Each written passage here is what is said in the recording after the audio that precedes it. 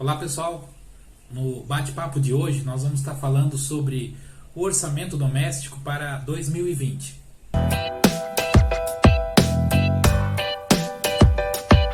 Você já se programou? Já se preparou? Assim como nos condomínios, que já é uma prática, a questão do orçamento, da previsão orçamentária, na vida pessoal também temos que ter um planejamento. Diz a máxima: para realizar é preciso planejar. E muitas vezes fazemos ali uma tabela, uma planilha de previsão orçamentária do condomínio, mas esquecemos de fazer um planejamento para a vida pessoal. Então a ideia do vídeo de hoje é levar esse hábito que já é comum, já é tradicional nos condomínios, ou seja, trabalhar a previsão orçamentária nos condomínios, mas também iniciarmos, como exemplo, essa preparação da previsão orçamentária doméstica, ou o orçamento doméstico, o planejamento doméstico, ou seja, não importa muito o nome, o importante é o conceito, é fazer esse planejamento para 2020, um orçamento anual que possa refletir, que possa conduzir, que possa te dar um norte sobre a questão das suas finanças pessoais. A ideia do vídeo, então, é fazermos um planejamento para 2020, um planejamento de pessoal, um planejamento doméstico, que organize as nossas finanças.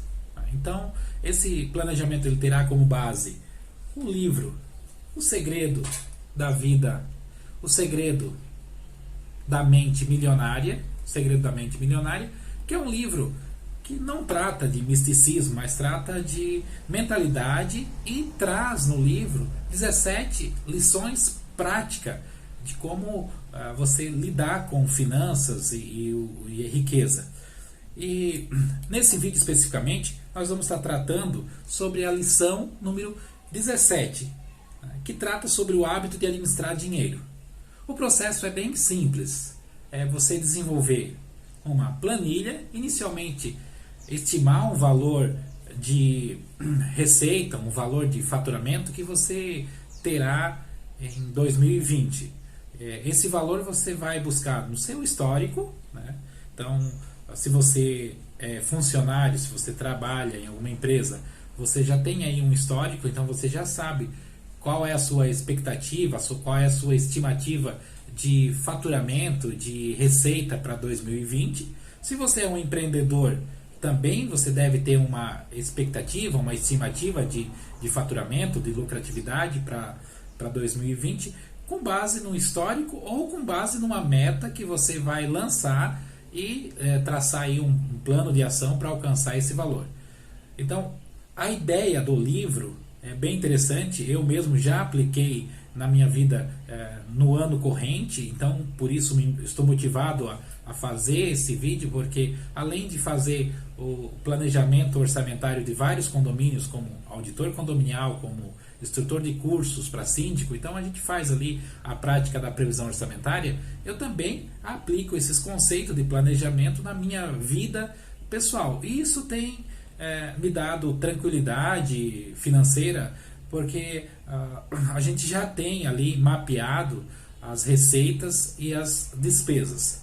E a ideia do livro, em sua lição número 14, né, sua lição número 14, ele trata ali sobre a questão do planejamento do dinheiro. E esse planejamento do dinheiro ele é bem prático e bem didático.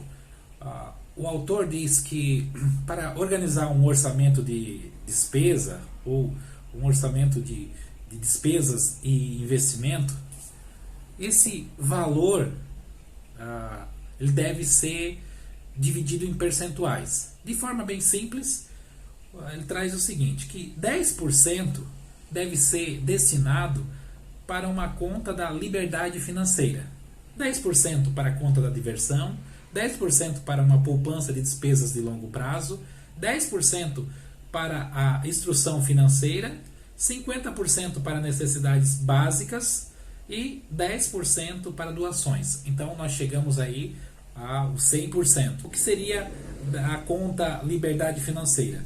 Seria uma conta de investimento que vai propiciar uma certa liberdade financeira no futuro. Pode ser uma aplicação, pode ser uma poupança programada, pode ser um investimento em ações ou um investimento em tesouro direto. Nós não vamos entrar aqui em detalhes, mas é um investimento visando uma liberdade financeira futura. É fazer o seu dinheiro trabalhar para você.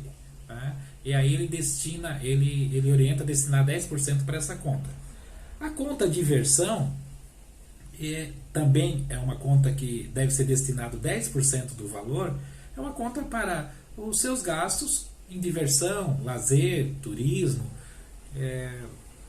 O livro traz a ideia que você não deve viver apenas para acumular dinheiro, mas também usufruir dos benefícios. Então a conta diversão é destinar 10% para restaurantes, viagens, um planejamento de algum visita a parques. E é esse valor que vai estimular você a usufruir de forma já imediata dos seus ganhos, dos seus rendimentos, porém limitado ali a 10%.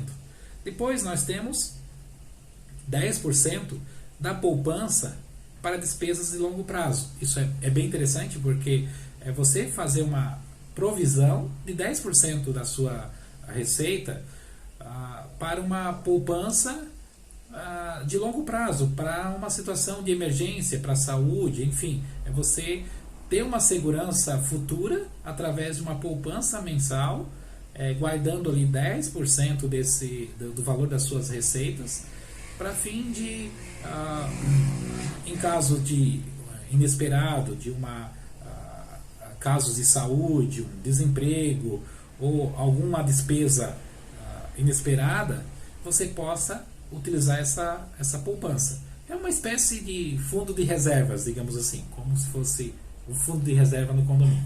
Depois nós temos também 10% para instrução financeira, ou seja, é separar 10% da receita para investir em conhecimento, em mentalidade, em educação. Tá? Isso também é muito importante, porque nós estamos hoje na era do conhecimento, e conhecimento ele é um produto que custa, então você tem que fazer investimento, compra de livros, treinamentos, e não somente na área financeira, mas trabalhar a sua mentalidade. O livro ele traz esse percentual de 10% para você investir nessa conta, que seria a conta de instrução financeira, ou treinamento financeiro, ou educação. Tá?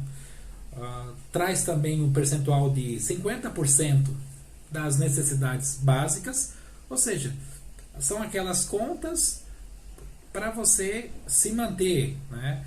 Habitação, mercado, transporte, saúde. Então são as contas ordinárias, digamos assim, ou as suas despesas fixas, que deve ser distribuída ali em torno de 50% do seu orçamento para esse fim.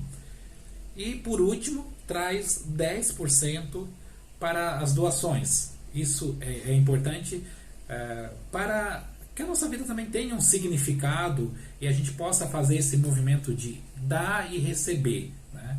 Recebemos e fazemos doações. Isso é pregado pelas religiões, mas independente da sua religião, a prática da caridade, a prática do amor, a prática da empatia, e aí que nessa conta, 10%, você pode adotar algum projeto, você pode apoiar algum projeto, você pode ajudar em alguma vaquinha, algum projeto dessas vaquinhas da internet, você pode ajudar uma família carente, você pode ajudar uma criança, enfim, é você separar um valor, um percentual para exercitar a humanidade, exercitar a caridade. Né? Então, o livro ele traz essas sugestões de percentuais. Né?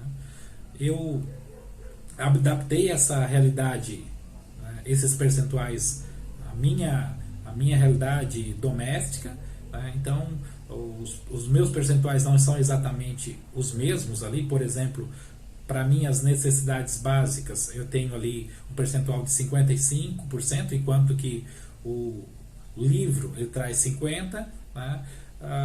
Estou exercitando essa questão das doações. O livro sugere 10%, eu utilizo 5% das minhas receitas para esse fim social, para esse fim de doação. Enfim, você pode fazer alguns arranjos, porque de forma didática ele separou ali um percentual apenas para ficar fácil essa organização. Com base nessa planilha que você vai fazer no Excel, né, só que ao invés de fazer um plano de contas gerencial, um plano de conta contábil, você vai usar de forma simples, separar lá esses percentuais. Eu vou estar colocando aqui no vídeo quais são esses percentuais certinho, e você depois vai colocar, atribuir ali o valor a cada um deles, e você vai chegar a uma planilha de orçamento doméstico com base no livro O Segredo da Mente Milionária, tá? E que é um livro que tem muitas outras lições de finanças, mas a lição que está por trás desse exercício é a questão do hábito.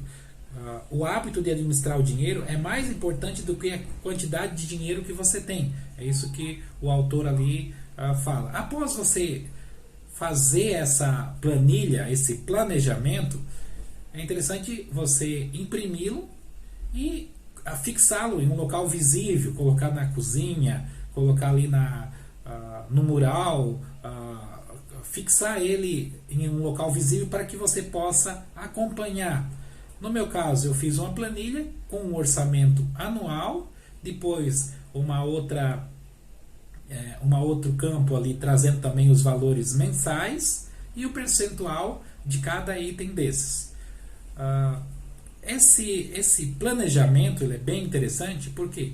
Porque ele permite você ter uma visão das suas finanças, né? E você depois pode fazer um acompanhamento no seu Excel ali do previsto e do realizado. Isso vai te dar disciplina, vai criar um novo hábito, e principalmente você vai estar assumindo a responsabilidade das suas finanças e parar de muitas vezes reclamar por que eu não consigo realizar um sonho, realizar uma viagem, comprar um bem, né? Porque se você fizesse esse planejamento, você vai conseguir mapear, né? E aí que trago como dica final do vídeo, aplicar sempre quando for impelido por um impulso, por um desejo de compra, e que esse desejo ele não está inicialmente previsto aqui no seu planejamento familiar, no seu orçamento doméstico, fazer 4 perguntas básicas que a Natália Arcuri, né, consultora em finanças pessoais, traz no seu blog, que é o primeiro item ali, eu quero, né?